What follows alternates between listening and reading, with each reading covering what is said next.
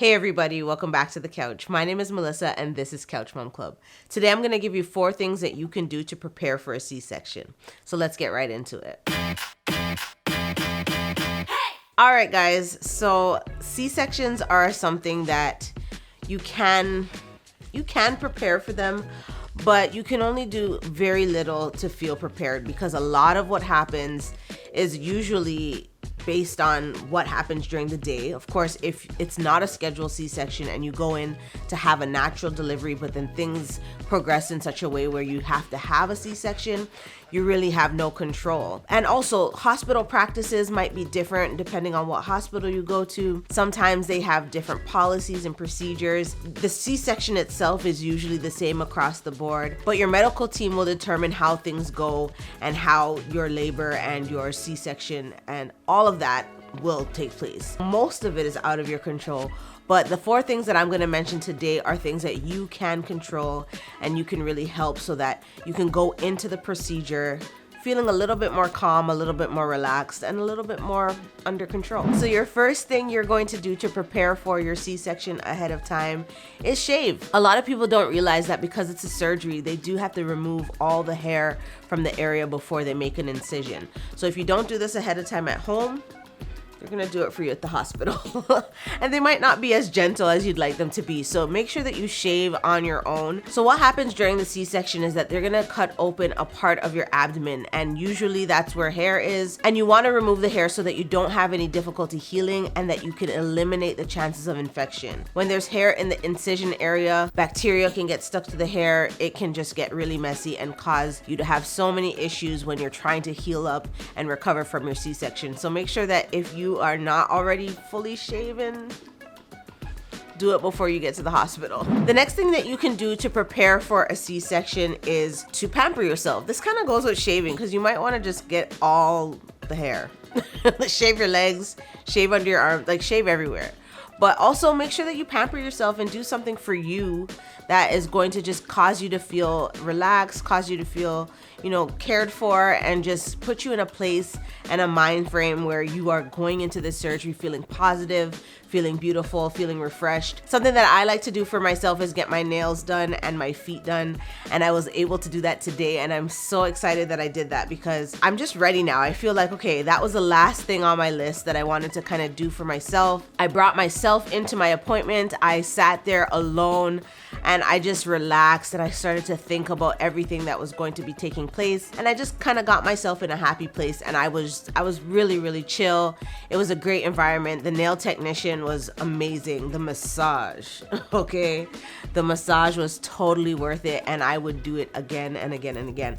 But this is something that I like to do to get ready for what is to come, which is a lot of sleepless nights, a lot of wrestling with 3 kids now, and just, all that is motherhood. I am re-entering and continuing the process with my other 2. So I wanted to make sure that I did this for myself, to care for myself. So that's something that you want to do to prepare for your C-section, because the road ahead is not very easy.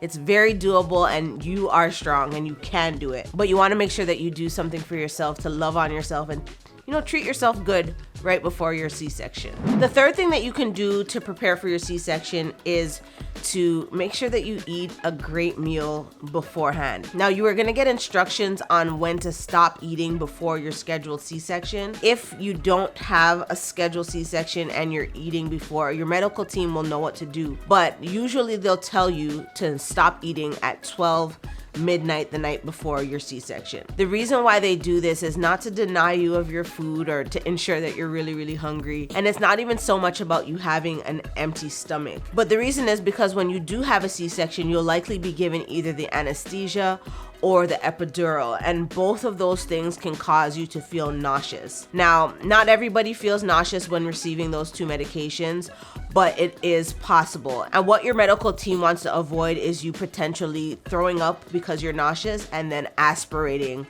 on the vomit. I mean, that sounds pretty gross, and it is, but this can actually cause you to die, and you don't want to do that. You want to really, really avoid that. So when your medical team says to stop eating after 12 midnight the night before, just take the advice. Likely, if you were to wake up really, really hungry and maybe stop at Tim Hortons or something on your way to your appointment, and then you get into the hospital, your doctor say, okay, well, when's the last time you ate?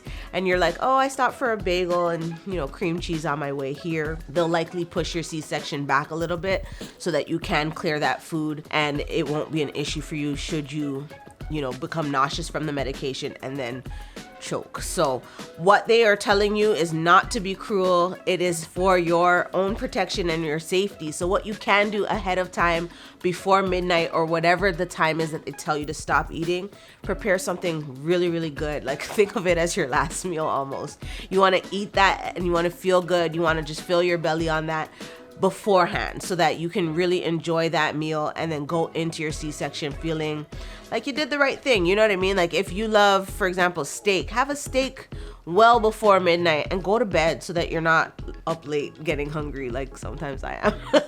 So eat your full meal, something that you'll enjoy, and then go to bed and then stop eating after midnight. No more food so that you're ready for the C-section the next day. Lastly, what you can do to prepare for your C-section is to come up with a list of affirmations that you want to tell yourself. One that I really, really love is I am strong. Because trust me, when you're thinking about the pain that is to come, you're thinking about the procedure and everything that goes with it, you might feel a little bit intimidated by it. You might feel nervous. You might feel that you're not strong enough to really do it, but you are strong. Trust me. And if you tell yourself that, you repeat it, you sing it as a mantra, and you even couple that with the strength of the Lord, it's just something that really puts you in the right frame of mind to do what is ahead. Now, those affirmations can be anything that you'd like them to be, but make sure that you're speaking positively to yourself and giving yourself the reaffirmation that you need in order to really go into the C-section well, with the right frame of mind, with positive thinking, so that you can come out on the other side feeling as good as possible. You might be in physical pain, but you will be better off mentally, better off emotionally if you're able to boost yourself ahead of time. So those are 4 things that you can do to prepare for your C-section. I know that the list sounds a little bit like these are the only things that we can really control. I mean, a lot of what happens during a C-section is not in our hands. We have to put our trust in our doctors, put our trust in our Lord, and just go ahead with it. But what you can do is these 4 things. And I promise you, if you do these 4 things, put a little bit of faith in your medical team and in God, you will be okay. So I'm going to be going into my C-section in a couple of days. So I already have those 4 things in place. There are going to be a few that I touch up right before I go in, but we'll leave that until that time. Until next time, here's some really cool Couch Mom Club videos for you to enjoy, and don't forget to join the club. Go ahead and hit that subscribe button and ring that bell so that you never miss an upload. Follow me on all your favorite social media accounts, and don't forget to check out the merch. The links will be in the description right below the like button. And now it's time to get off the couch and into life.